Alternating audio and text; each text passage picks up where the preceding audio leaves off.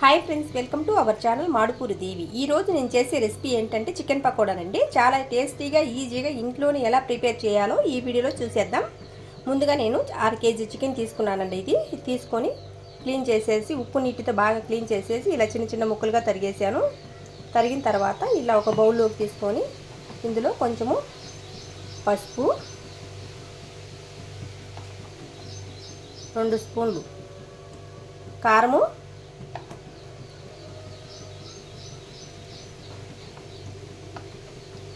1 spoon ధనియాల పొడి,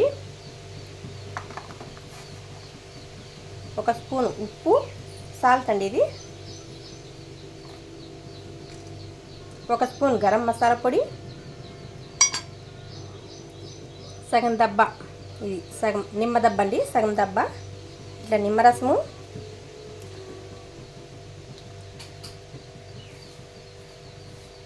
కొంచెం కరివేపాకు,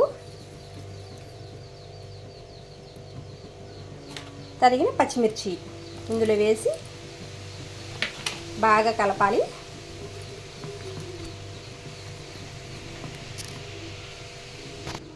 ఇందులోని 1 స్పూన్ అల్లం పేస్ట్ అండి ఇది వేసిన తర్వాత ఇంకా బాగా అంతా కలపాలండి. ఇలా ఈ విధంగా బాగా కలిపానండి నేను. ఇది కలిపిన తర్వాత బియ్యం పిండి 2 స్పూన్లు, కార్న్ ఫ్లోర్ 2 స్పూన్లు, శనగపిండి 2 స్పూన్లు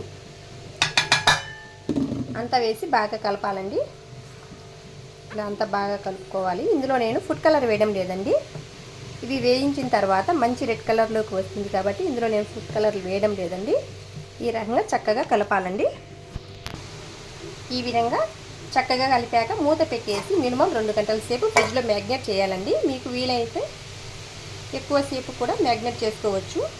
ఇప్పుడు నేను ఫ్రిడ్జ్లో నుంచి చికెన్ తీసానండి. ఇలా ఈ చికెన్ డీప్ ఫ్రై చేసుకోవాలండి. మనం పొయ్యి మీద ఇలా ఆయిల్ పెట్టేసి ఇలా ఆయిల్ వేడెక్కాక ఈ చికెన్ పీసులను ఒకటిగా ఇట్లా విడివిడిగా వేసుకోవాలండి.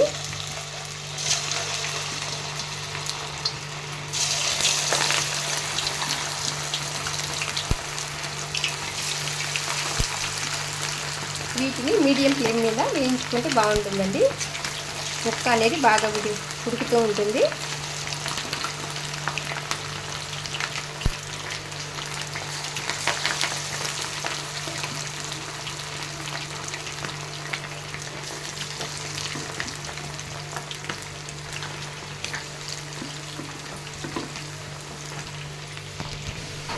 ఇదిగోనండి చికెన్ బాగా ఎర్రగా వేగింది చూడండి. కలర్ వేయకుండా సరిపోతుంది. ఇలా ఎర్రగా వేయించుకుంటే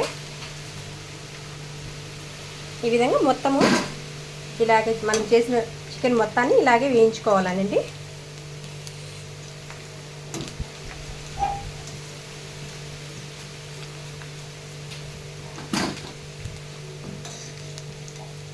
ఇలా వేసేసి మొత్తం తీసేసుకుంటే సరిపోతుంది. అంతేనండి, చికెన్ పకోడా రెడీ అయిపోయింది.